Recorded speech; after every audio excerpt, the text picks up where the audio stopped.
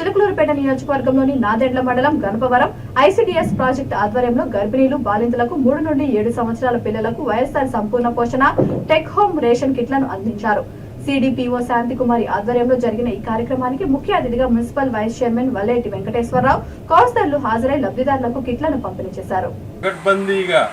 మీకు చేరే విధంగా ఇందాక వాళ్ళు యాప్ చూపించారు అంగన్వాడీ టీచర్స్.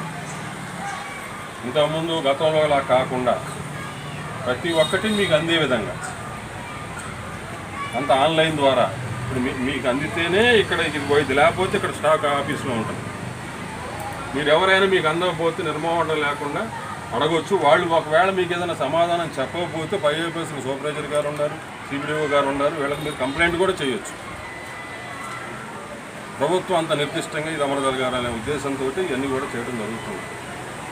కనుక అలాగే పనికి వెళ్ళే వాళ్ళు ఉంటారు కదా తల్లులు, వాళ్ళు పాలు వచ్చేసి పిండి గిన్నెలో పిండి పెట్టేసి మీరు పనికి వెళ్ళినాక ఇంట్లో వాళ్ళు ఆ పాలు పట్టచ్చు.